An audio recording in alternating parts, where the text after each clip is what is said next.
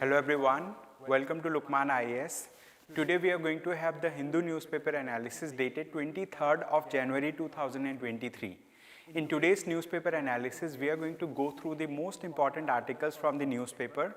And apart from this, we are also going to understand about a mapping topic. And this topic will help you to qualify the prelims exam. At least you will be able to solve the map related questions in the prelims exam. So let us quickly see the list of articles that we are going to discuss in today's newspaper analysis. So these are the articles that we will discuss today, and along with the articles we have also mentioned the relevance of these articles from the UPSC syllabus point of view. Alright, so let us first understand the mapping topic, and this is from the places in news. So today the Korean Peninsula was in news.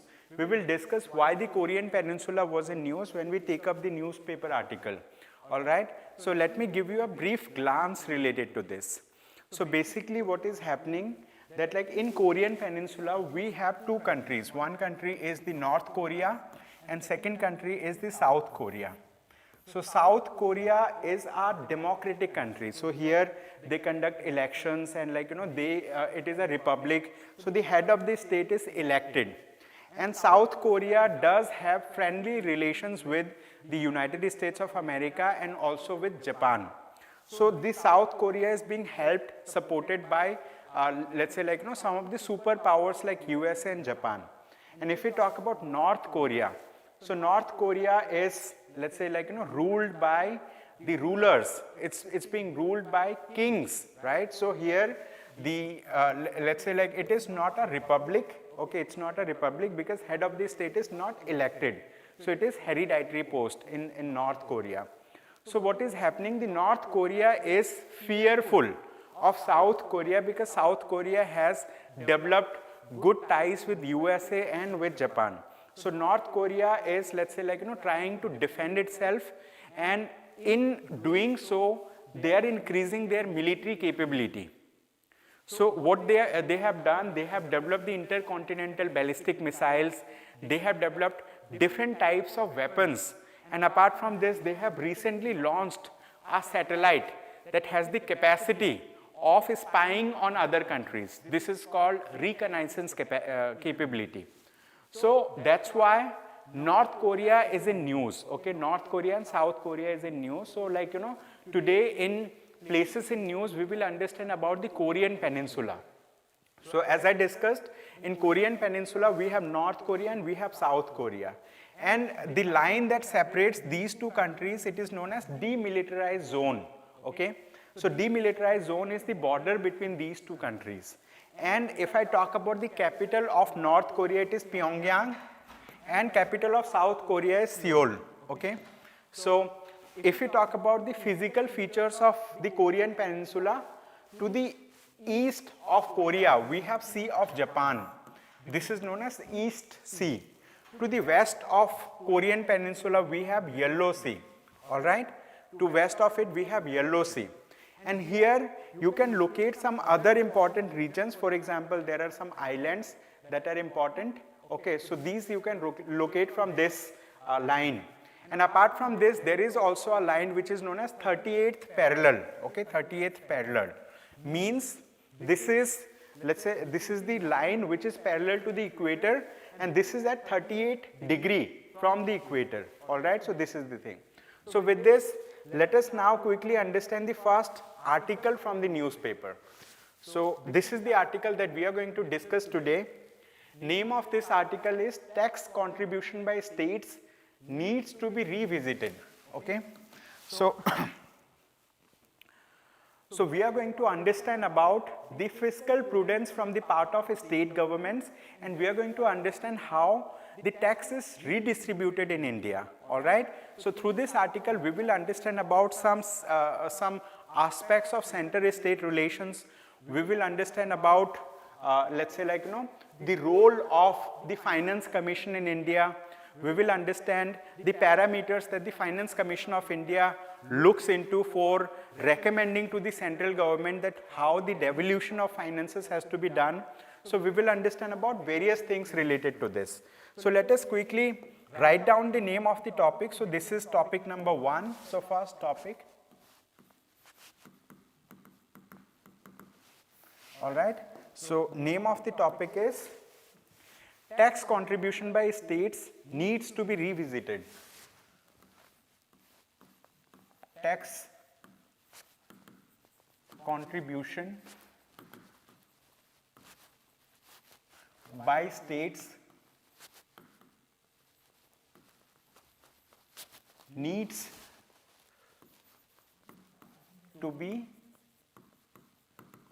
revisited. All right. So when we talk about relevance of this particular topic, like why this topic is important for the UPSC exam, for that you need to understand that, like, from which portion of the syllabus is it important. All right. So let us discuss about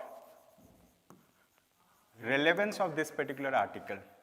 So this article is important under GS paper 2, right? It is important under GS paper 2, and this is important under this particular heading of the syllabus, which says center-state relations. Okay, center-state relation. And we are going to discuss about the financial relation between the center and the state. Apart from this, this article is also important under GS paper 3, right? Where we are going to discuss about distribution of resources. Okay, under GS paper 3, it is important under distribution of resources. All right. So this is the thing.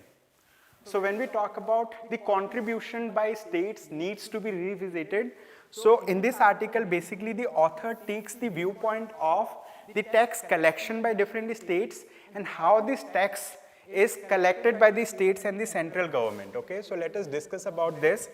So to understand about this particular topic, we need to understand first of all the map of India. Okay, let me quickly draw the map of India so that, like, you have a let's say good understanding about the geographical feature of the country. Okay.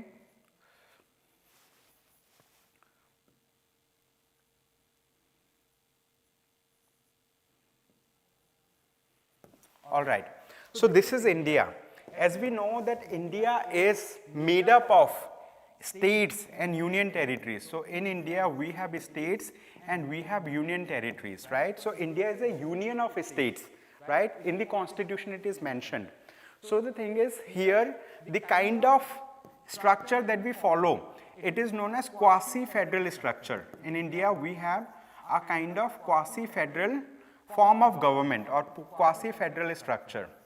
All right, so this particular feature is mentioned in the Constitution of India also. So in India we have a union government and we have the state governments, right? So we have union government and we have state governments, and also we have union territories that are directly, let's say, like, controlled or that are administered by the union government. Now when we talk about the financial measures, right? When we talk about the financial measures or financial aspects, right? When we discuss about financial aspects, so the thing is, the central government, let's say, like, imposes taxes to its citizens and businesses, right? So central government has various types of revenue sources from where it gets money, right? So it gets money through direct taxation and through indirect taxation, right? The state governments also get it. So out of the total money that the central government receives, what proportion of the money has to be redistributed, right, among the states? These particular things are looked into by the Finance Commission in the country. Okay, so in India, the President of India constitutes a Finance Commission once every 5 years. So far we have had 15 Finance Commissions. Okay, and this time they are going to have the 16th Finance Commission. Okay, they are going to have 16th Finance Commission, and the central government of India has already notified who is going to be the chairman of the 16th Finance Commission. Now let us discuss about what is Finance Commission, what is the role that the Finance Commission plays. So when we talk about the Finance Commission, so it is a constitutional body and it is constituted by the President of India, and the Finance Commission is, let's say like, in the terms of reference, the President of India asks the Finance Commission to, let's say, come up with a formula, right? And in that formula, the Finance Commission actually does two important parts. So Finance Commission recommends to the central government,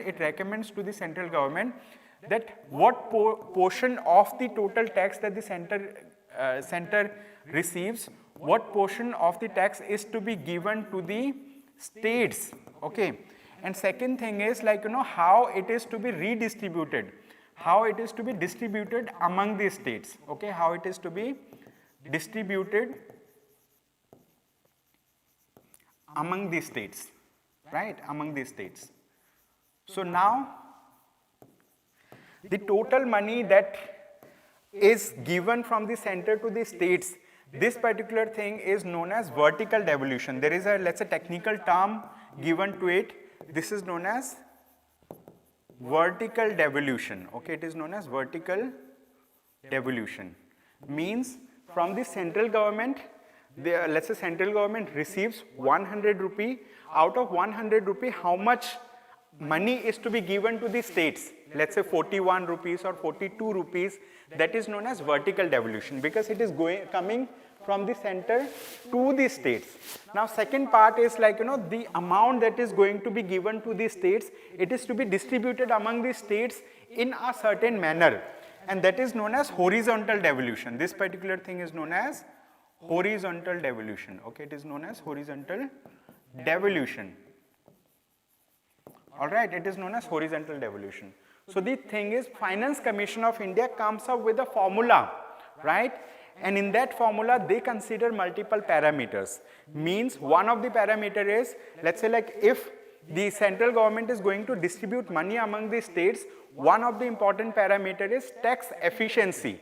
Means like, with what efficiency the state governments are collecting tax. So that is also given due importance. Apart from this, they also give importance to the population in the state. They also give importance to the, let's say, gross state domestic product.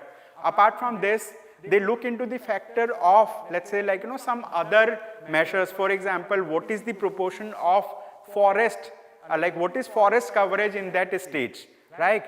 And like, what is the income distance in that state. So there are multiple parameters that the Finance Commission looks into. So here in this article, the author said that the next Finance Commission that is going to come, that's going to work, and that Finance Commission should give due importance to the, let's say like, to the contribution by states, right? A tax contribution by states. Means in India, there are many states where, let's say like, states gross domestic product is very high. State gross domestic product is high. And there are at the same time many states where state gross domestic product is less. Means some states are functioning well, the economy of the state is stable, and in other states, like, those states are, let's say like, going through fiscal deficit every year.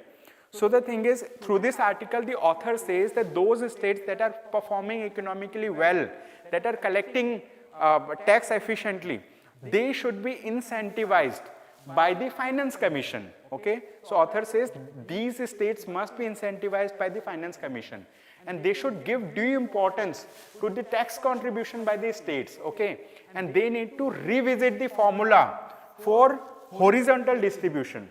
So in this article, the author finally says that the tax contribution of each state is a good measure of efficiency, and the GST regime creates an opportunity for its inclusion in the distribution formula, okay, in the distribution formula, all right? So I hope you understood this article. With this, let us quickly move to the other article.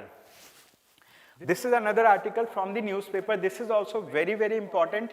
It says the idea of one nation, one election is against federalism, okay? The idea of one nation, one election is against federalism. Again, this particular article is very important from the viewpoint of Indian polity. All right, we are going to discuss about this topic. So this is topic number 2 for us.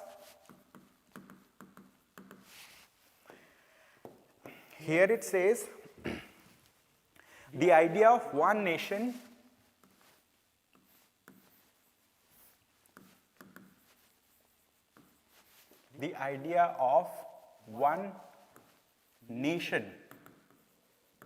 comma, one election is against federalism, is against federalism.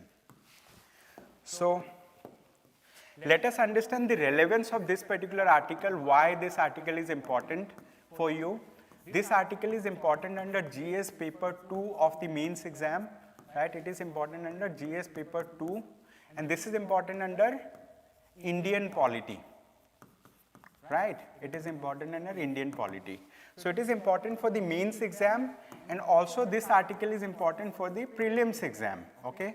It is highly likely that they may ask a question from prelims that has some relevance with this topic, because this topic has been in news for a long time this year, and it is not a very new topic. The issue has been lingering on for many years. So through this article, we will understand about election reforms, right? So central government, at this point of time, the center or central government is of the opinion of reforming, right? Is of the opinion of reforming the election system in the country, right? Reforming the system of election, or I am writing election system in the country. And why they are reforming, why they are proposing the concept. So we are going to discuss about this concept. The name of the concept is one nation, comma, one election. Okay, this is known as one nation, one election. So let us understand what do we mean by one nation, one election. So basically one nation, one election means that for the entire country, they want to conduct elections simultaneously, okay. So this concept essentially is related to conducting simultaneous election, okay, is essentially related to simultaneous election in India. So simultaneous elections for what? So basically the government of India wants to conduct, let's say, the general election means the Lok Sabha elections, okay, Lok Sabha elections, and the state legislative assembly elections, okay, state legislative assembly elections simultaneously. They want to conduct both the elections together. For example, this is 2024, so in the month of May or June, basically like this year, India will see the largest democratic exercise in the world, which is known as the general election in the country. And India is also known as the largest democracy in the world. Why? Because India has the highest population that any country has in the world. We are the highest, let's say, population country, and huge number of voters participate in the general election, all right. So the thing is, central government says that we want to conduct the general election and state legislative assembly elections of all the states together simultaneously. Why they propose this, we are going to discuss about the rationale related to this, and also like what are the counter viewpoint, or what are the, let's say, like, critiques related to this. We will discuss about this, okay. So I hope you have understood about the idea of one nation, one election. Now before we move further, let us understand some historical background, okay. Let us understand some historical background related to this particular topic, okay, historical background. So the thing is, has India conducted simultaneous election any time so far? Yes. The government of India, when India became independent in 1947, after then, when we conducted the first election, I think in 1951, so the first election that was conducted in India, that was conducted in a fashion of simultaneous election, because that time we have conducted the general election. Along with this, the state legislative assembly elections have also been conducted. So that was a simultaneous election, and the simultaneous election has been conducted for I think about 3 times, right, till 1967 or till 1965, means like, for about 3 times we have conducted simultaneous election. But after then, what has happened? Why we have moved from simultaneous election to, let's say, like the kind of election that we are conducting presently? because the thing is the let's say like constitutional machinery has broken down in one of the state. So there they have, let's say, imposed president's rule, and after then Election Commission of India has decided to conduct election for that particular state. So the thing is, for the entire country, for the let's say like they have conducted general election, they have conducted state legislative elections initially, but after the breakdown of constitutional machineries in a state, president's rule has been imposed, and then later on they have conducted, let's say like election for that particular state, and this has led to a shift from the pattern of simultaneous election. And after then, let's say like the Indian polity has emerged, and the thing is the election has become more complex, because one or other state government has failed at different point of time. So the Election Commission of India was necessitated, it was needed for Election Commission of India to conduct election for those states, right? So state legislative assembly elections has happened. If we talk about the present scenario, presently what is happening means like round the year in one or other state, the Election Commission of India conducts election. It is, let's say, in the process of doing delimitation exercise.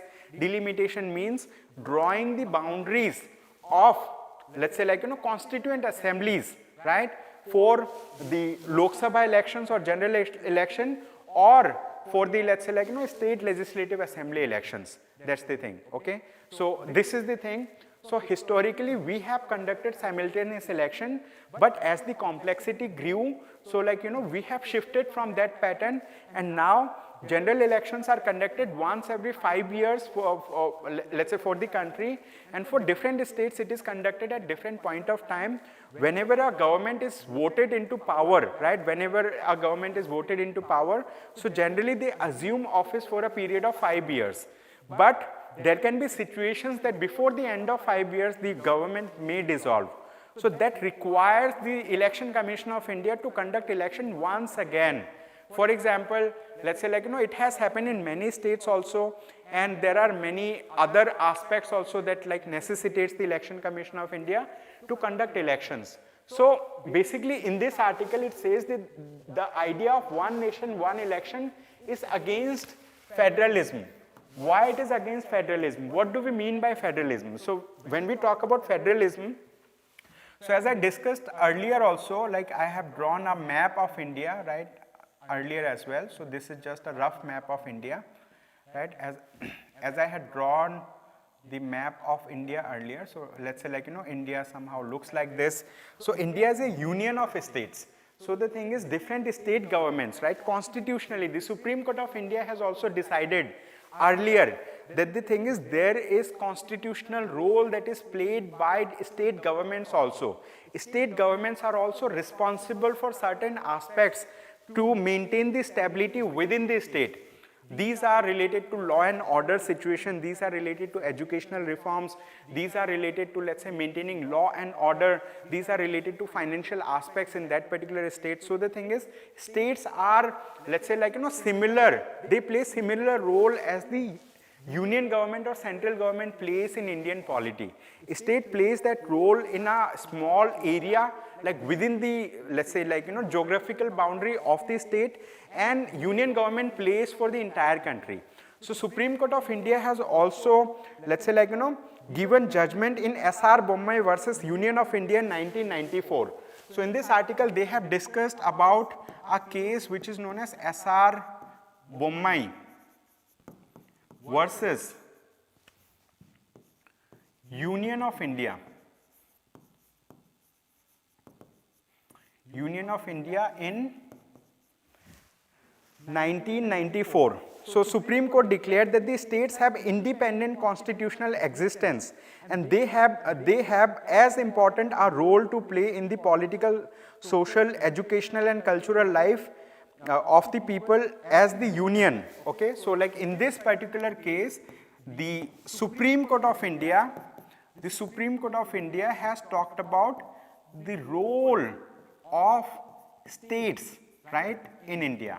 Role of states. So Supreme Court of India said that the state government plays similar role as the union government plays. The state government plays similar role, let's say in political, social, educational and cultural life of the people, right? And the constitution provides for a specific tenure for the state legislature, which is 5 years from the date appointed for the first meeting.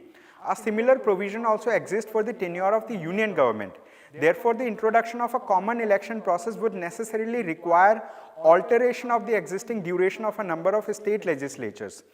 This would go against the express language of the constitution and be in violation of the view expressed by the Supreme Court in the S.R. Bommai case.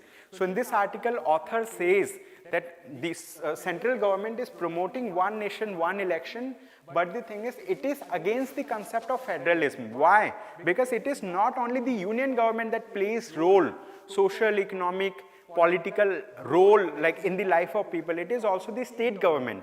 And if central government imposes its wishes, it is against the concept of federalism. Now let us understand why the central government proposes or promotes one nation, one election concept. Because central government, number one, it says that like it is going to reduce the election expenditure. As of now, the election commission is conducting election across the country throughout the year. It is incurring expenditure throughout the year. So the cost of conducting election is very high. This is what the central government says.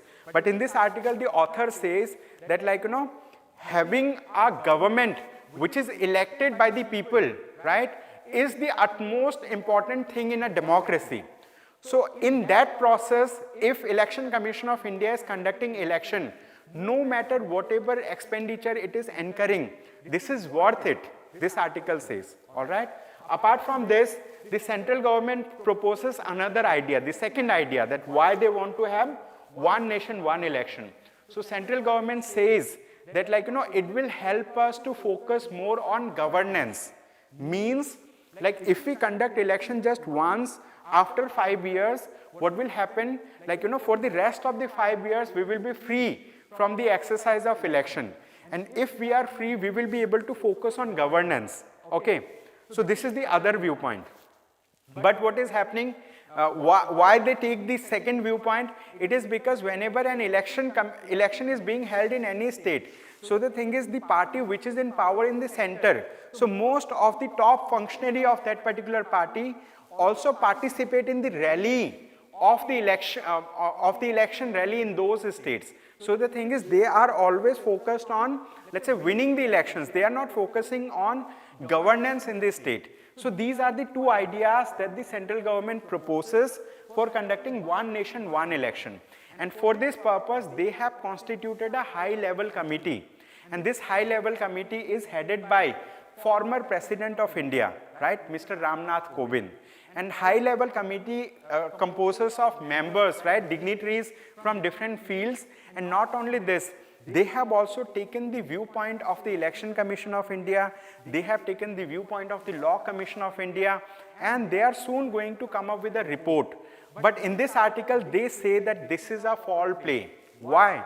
Because the thing is like, that former President of India, let's say like, so like he was earlier a member of the BJP, earlier a member of the, let's say, current dispensation, earlier a member of the present ruling government, and then he became the president, right? So whatever report it is going to come with, so that report will essentially favor one nation, one election, okay? This is what this article says. So finally, here the author says that any action that impinges upon the independent constitutional existence of a state by altering the duration of legislative assembly would naturally be anti-federal and unconstitutional. This is what the author says. And apart from this, author says that like, conducting election is the role of the Election Commission of India in India, right? And Election Commission of India should have a say whether they want to conduct one, let's say like, simultaneous election in India or not. But presently what is happening, all hue and cry is being created by the central government. And the Election Commission of India is sitting as a mute spectator, means like it is not doing anything, but it is just seeing what the government is doing related to this, okay? This is the thing, this is the crux of this article. So with this, now let us move to another article. This is again a very important article. It says from fear to hope, okay, from fear to hope. So in this article, basically we are going to discuss about a socio-political aspect, okay, we are going to discuss about a socio-political aspect. This is topic number 3. It says from fear to hope.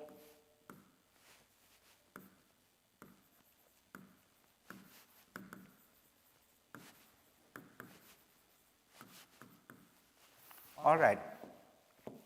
So here we need to understand that this topic is related to, let's say, like, it has various connotations, why it is important, what is the relevance with the syllabus.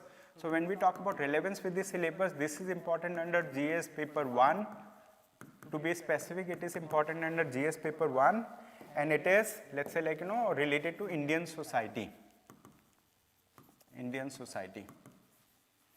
It is also important under GS paper 2 because, like, through this article we will understand about the concept of secularism. All right. So the thing is, this topic is related to Ram temple. What? It is related to Ram temple.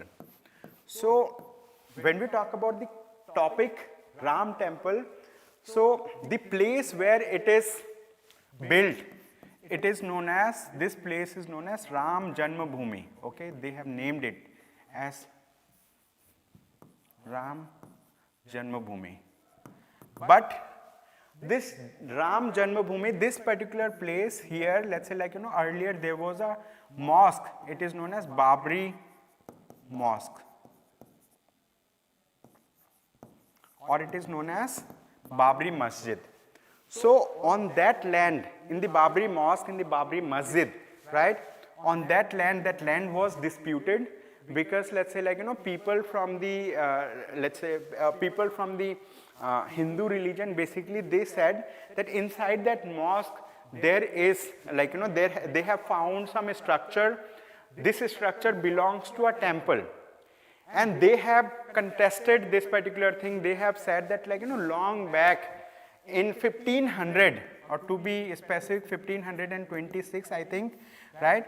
So earlier there was a temple, and that temple has been uprooted and they have created a mosque, and after then they have contested. So there was a, let's say, nationwide agitation, right? So people wanted to build temple over there. So this particular case went to the Supreme Court of India, and Supreme Court of India has given a judgment in this particular case. And but before giving the judgment, their Supreme Court of India looked into a, let's say, law, looked into an act which is known as Places of Worship Act. What? This is known as Places of Worship Act. So when we talk about Places of Worship Act, I think 1993, okay, so check the year yourself. Places of Worship Act, it is mentioned that any place of worship that has existed since independence, that has existed since 1947, right? So in 1947, whatever was the nature of the place of worship, right, that nature should not be altered in any fashion, right, should not be altered. So when we talk about the Babri Masjid or Babri Mosque, so it, let's say, like, during the time of independence of India, it was a religious place, right? This was a religious place for the Muslim people, right?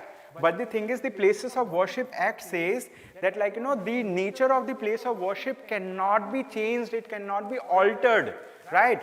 And Supreme Court of India has taken cognizance of this particular fact.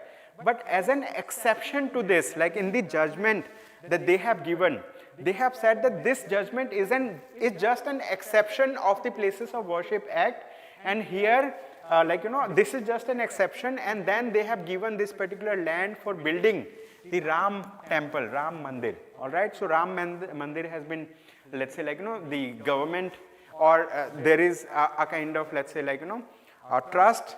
So that trust has started, so after the verdict by the Supreme Court of India, the trust started building the Ram temple, and they have received donation from across India and across the world, and huge amount of donation has been received, and they have started building the temple. As of now, the temple has not been finished, But the thing is, recently, yesterday, right, the Prime Minister of India and the ruling party and very influential people, they have visited, right, where they have visited Ram temple, and they have done the consecration of the temple, right, and the Prime Minister of India has visited the Sanctum Sanctorum.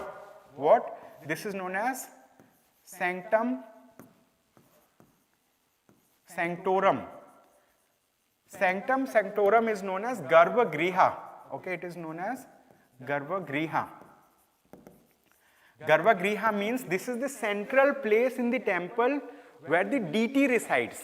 Okay, this is the central place of the temple where the deity resides. So here the Prime Minister of India has visited, right? And the Prime Minister of India, after visiting over here, right, he has, let's say, like prayed. Many other people have also prayed. But here it says that earlier people were fearful because it can, let's say, like, bring communal flair. Okay, so like, it has assumed communal flair. But the thing is, later on, like, the issue has been peacefully resolved by the Supreme Court of India. Now through this article, the author says that, like, from fear to hope. Now we should think of building a India which is, let's say, more tolerant towards each other. All religious communities should coexist the way they are doing now, and there should be more harmony. There should be communal harmony in the country.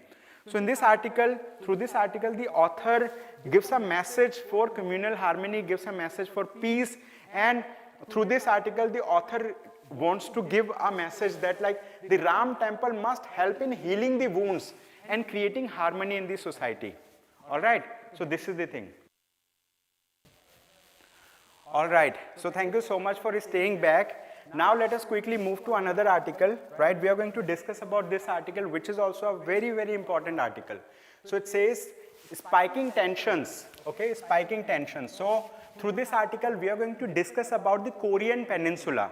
We will start understanding about the Korean Peninsula and the tensions that are there in the Korean Peninsula. So as I discussed in the beginning of today's discussion, that, like, in Korean Peninsula, we basically have two countries, right? Which countries? One of the countries known as North Korea, which is being ruled by a dictator, Kim Jong-un. Then second country is South Korea, which is a democratic country. Here the head of the state is elected, right? So these are the two countries, North Korea and South Korea. And there have been a history of war between these two countries, and these two countries have a different setup altogether, right? And so the thing is, recently South Korea has developed good relation with two prominent countries. One of the countries, United States of America, and the second country is, right, one of the countries, United States of America, and the second country is Japan. All right.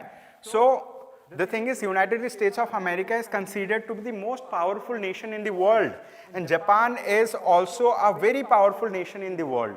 So the thing is, because of the closeness of these three countries, South Korea, USA and Japan, the North Korea is being little bit fearful about its existence. So it is facing some kind of existential threat, and that's why North Korea has been developing its deterrence capability. Means it was like, let's say, like, it has gone nuclear. North Korea has created nuclear weapons. It is now a nuclear state. It has developed intercontinental ballistic missile. It has developed satellites that has reconnaissance capability. Means, like, it can spy upon other countries also. So the thing is, North Korea and South Korea are anti to one another, and some kind of, let's say, tension is escalating between these two countries. So in this article, the author has talked about that, like, in the Korean Peninsula, tension is spiking. And in the last week itself, let's say, North Korea has tested some weapons. Okay, it has tested some weapons. And even it has tested weapons very near to the border of South Korea, in the maritime border of South Korea. So through this article, the author wants to say that dialing down aggressive rhetoric is crucial for peace in Korean Peninsula. So it is very important that in Korean Peninsula, these two countries, right, these two countries should talk with one another diplomatically. They should settle the dispute between them in a diplomatic manner. Why? Because if they settle the dispute between them in a diplomatic manner, that will be beneficial for both the countries rather than engaging in, let's say, military warfare. Because in military warfare, let's say any country that involves both the countries, like both the countries are going to lose in terms of human lives and also in terms of infrastructure. So it is best that they should avoid the war, they should resolve the dispute amicably through peaceful talks, through diplomacy. That's the thing. So with this, let us quickly move to another article. So this is another article which is also a very good article. It says fired up and plugged in. It says fired up and plugged in. So basically in this article, the author talks about two important things. So it has, this article is relevant under Indian economy and it's also important under the energy infrastructure in the country. We are going to discuss about it, okay? So this is, let's say this is going to be the topic number 4 in this slide. However, we have discussed other topics also. All right, so I'm just writing topic number 4. Fired up and plugged in. Fired up and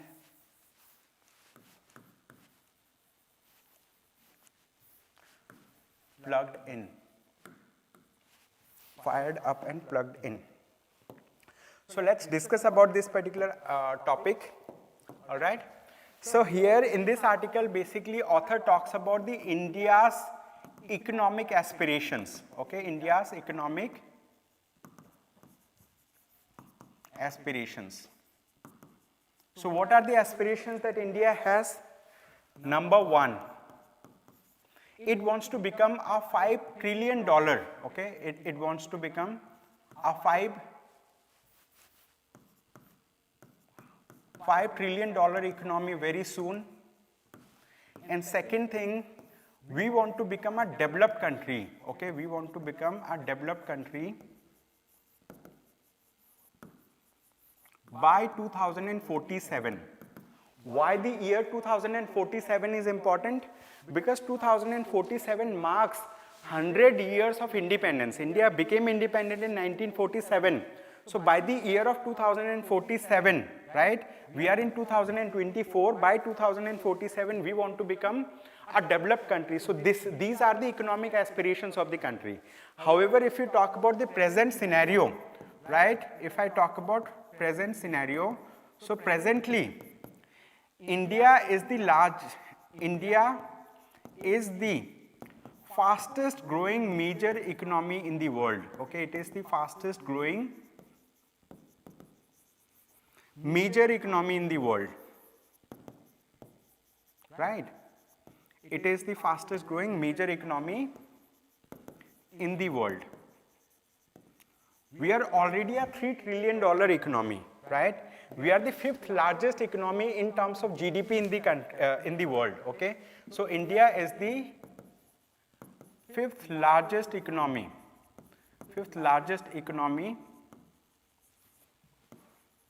in terms of GDP, in terms of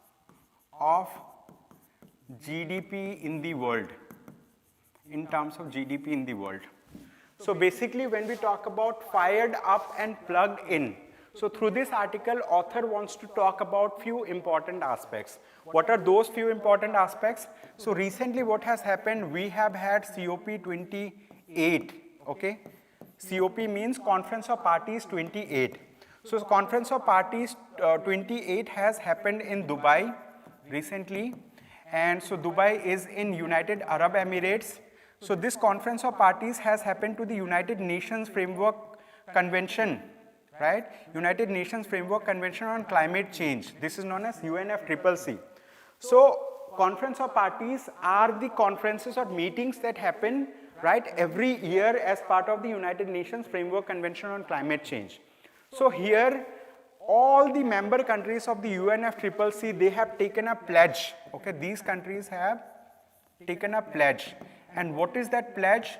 This pledge is to transition away, right? This pledge is to transition away from fossil fuels, okay? This is to transition away from fossil fuels. So basically, as of now, when we talk about meeting the economic, let's say, energy demand in the country, in India. So we have huge number of coal-based power plants. So coal-based power plants are using coal, and coal is a fossil fuel, right? Coal is a form of fossil fuel, and coal generates or creates air pollution, okay? Coal creates air pollution. So the thing is, why we want to transition away from fossil fuels? So that like we can reduce the air pollution, we can reduce the global warming, okay? We can reduce the air pollution and we can reduce the global warming. And since India is a developing country, it is leading the global south. So India has aspirations that we want to grow faster economically. Why? Because we want to sustain and support our growing population.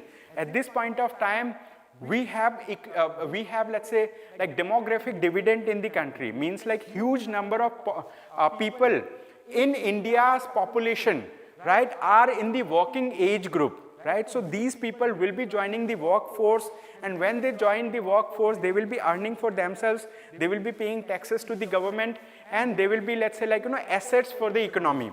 So the thing is, since all these countries have taken a pledge to transition away from fossil fuels, so India will be having a responsibility of balancing both the things. On one side, it wants to grow economically. On the other side, it wants to, let's say, look at this particular aspect that it is not increasing its, let's say, like, energy infrastructure that are based on fossil fuels. So instead of fossil fuels, we want to generate renewable energy capacity. What we want to do?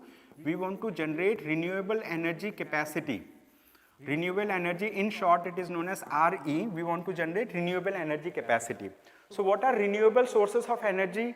Renewable sources of energy are all those sources of energy that do not exhaust in our lifetime. For example, when we use solar panels, so we are harnessing the solar power and we are converting the sunlight into energy. We are storing that energy, and from the solar panels we are, let's say, like, generating electricity. We are using electricity.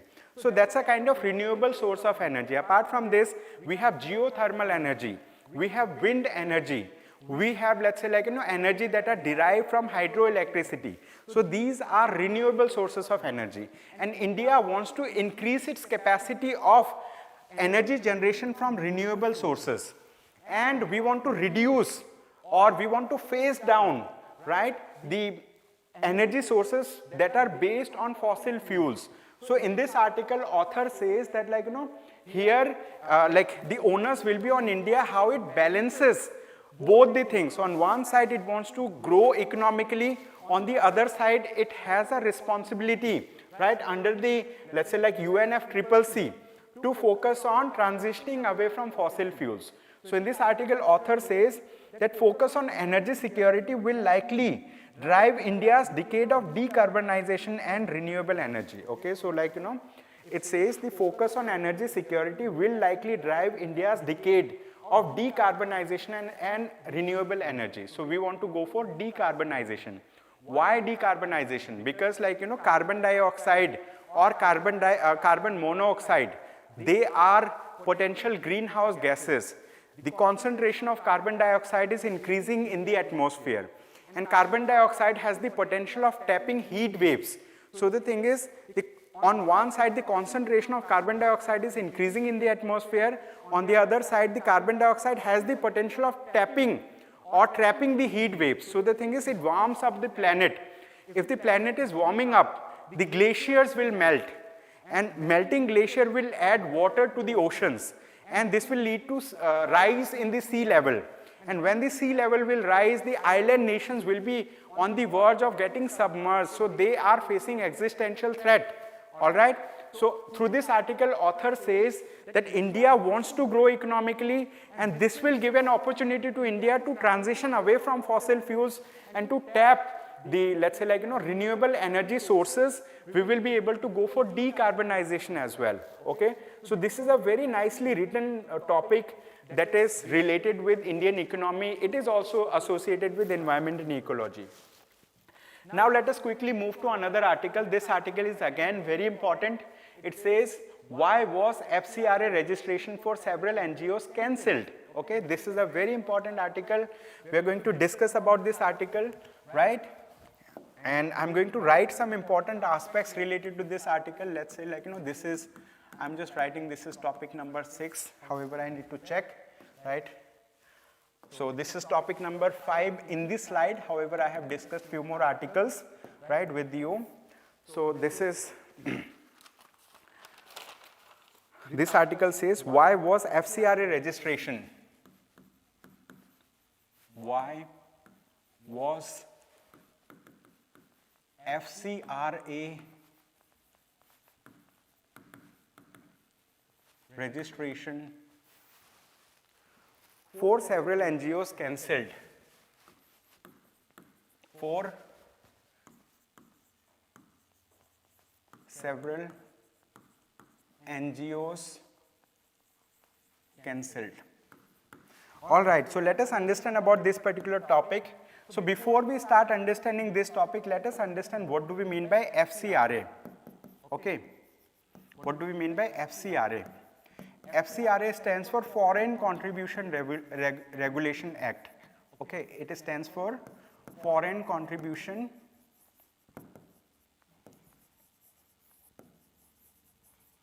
Regulation Act. So presently we have Foreign Contribution Regulation Act of 2010. And before this, there was another version of FCRA. So like, if we talk about the background, so earlier we had Foreign Contribution Regulation Act of 1976. So that has been amended, and after amending, right? So it has been amended in 2010. So we have created Foreign Contribution Regulation Act of 2010. What is the purpose of this particular act? We will understand that, and how this act has been used for cancelling the, let's say like, licenses, FCRA licenses of NGOs, that we are going to understand. So the thing is, like, if we talk about India, in India we have many civil society organizations. What we have? We have many civil society organizations. Civil society organizations. These civil society organizations are also known as non-government organizations. They are known as non-government organizations. So when we talk about how these non-government organizations function, so these non-government governmental organization functions because, let's say like, they receive funding, and they receive funding from various sources. So some of these NGOs receive, let's say like, funding from domestic sources. Let's say they are receiving funding from domestic sources,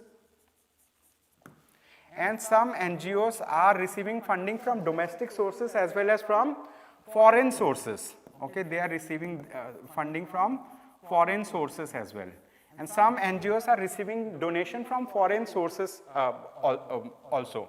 So these are, let's say like, these are funding sources. So there are many international NGOs also, they are working in India. So these international NGOs receive foreign funding. So whenever an NGO receives foreign funding, it is mandatory that that particular NGO gets itself registered with the under the Foreign Contribution Regulation Act. And this Foreign Contribution Regulation Act is being managed, or it is being looked after by the Ministry of Home Affairs. Okay, it is being looked after by Ministry of Home Affairs. So the thing is, Ministry of Home Affairs under Foreign Contribution Regulation Act has made it mandatory that, like, those NGOs that are receiving contribution from foreign sources, they need to get their licenses renewed every 5 years. And the thing is, they need to disclose the sources of their funding. They need to also disclose how that money is being utilized. So the Ministry of Home Affairs under Foreign Contribution Regulation Act has mandated these NGOs that receive foreign funding to mandatorily disclose their sources of funding and mandatorily share their statement of accounts with the, let's say, MHA. So the thing is, those NGOs that failed to comply with the norms under FCRA, Foreign Contribution Regulation Act, the licenses of those NGOs have been cancelled by the Ministry of Home Affairs. All right. So most of these NGOs are those NGOs that are working for many matters. There are 2 NGOs that are in news, right? I'm going to name those NGOs. One of the NGOs is known as Center for Policy Research, another is known as World Vision India. Okay. So the NGOs that are in news, NGOs that are in news, number 1 is known as Center for Policy Research. Center for Policy Research, or in short, this is known as CPR. The other NGO that is in news, it is known as World Vision India. It is known as World Vision India, WVI. Okay. So these two, the FCRA licenses of these two NGOs have been cancelled. And so why the FCRA license for Center for Policy Research was cancelled? Because they have published a research paper. Okay, they have published a research paper, and in that research paper they seem to have, let's say, like criticized the government in some way. Okay, they seem to have criticized the government in some way. And so name of that research paper is known as Overview on the Commission of Air Quality Management Act 2021. Okay, so they have released a research paper which is known as Overview on the Commission of Air Quality Management Act 2021, Policy Challenges for the New Government, etc. So the thing is, the central government said, not the central government, especially Ministry of Home Affairs said that one of the norm under FCRA is that the NGOs will not publish current affairs, like which are critical of the government, I think, right? So the thing is, so it has violated a provision of the FCRA, and that's why they have cancelled the FCRA license of this particular organization. And this particular organization has said that the thing is, like, the cancelling of license by MHA is incomprehensible by them, and at the same time the MHA has taken disproportionate measure, right? This is the thing, this is what they have said. All right, so I hope you have understood this particular topic. So with this, let us now talk about another article. This article is again very, very important. It says intersectionality of gender and caste in women's participation in the labor force, right? So this is a very important topic. This is a socio-economic aspect. So through this article, basically the author have discussed about a research paper, right, that was initially published in Economic and Political Weekly, right? So basically in this particular article, they talk about that, like, how gender and caste, intersect in women's participation in labor force. We are going to discuss about this topic, all right? So this is going to be a very important article. Topic number 6, intersectionality of gender and caste.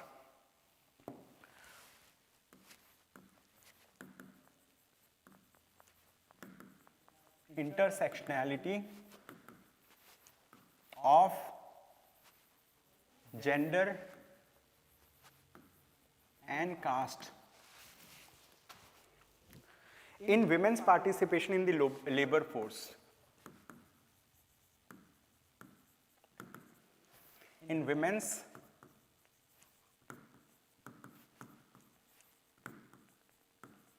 participation in the labor force.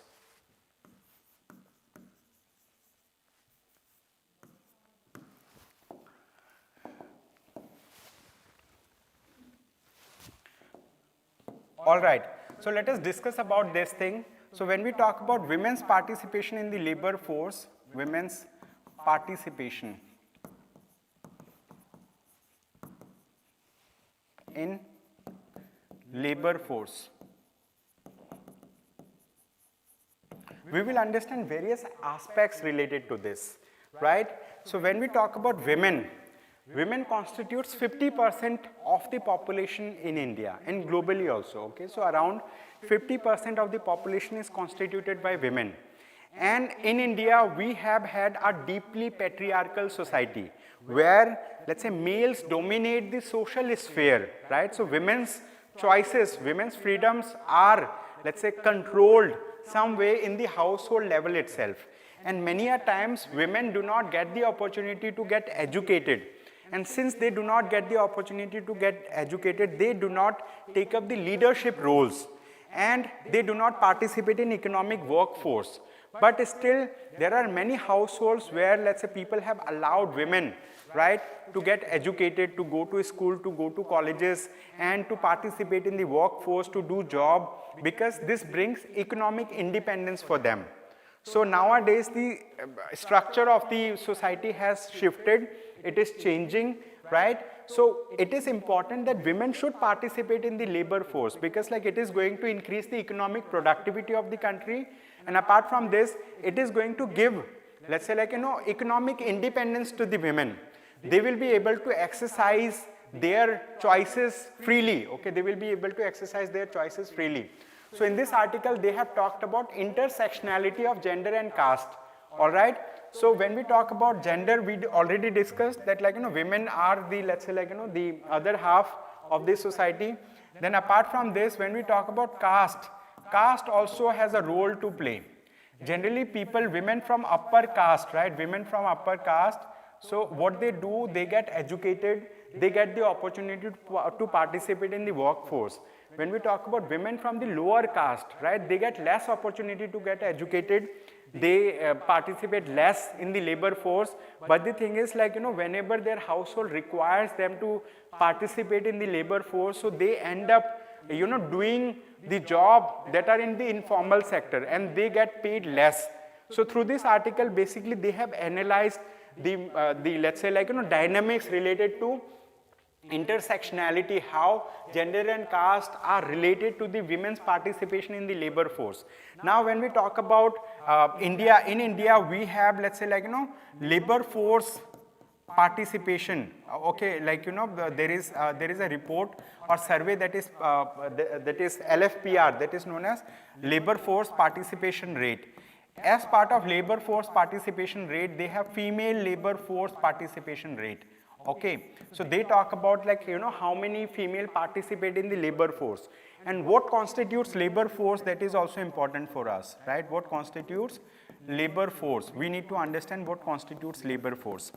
So to understand about labor force, we need to understand that, like, those people who are working, they are part of labor force, and those people who are not working but actively searching for work and available for work, they are also part of labor force. And generally, in the labor force participation rate, okay, in the survey of labor force participation rate, they do the survey of people who are between the age group of 15 to 16 years of 60 years of age, all right? So this is the thing.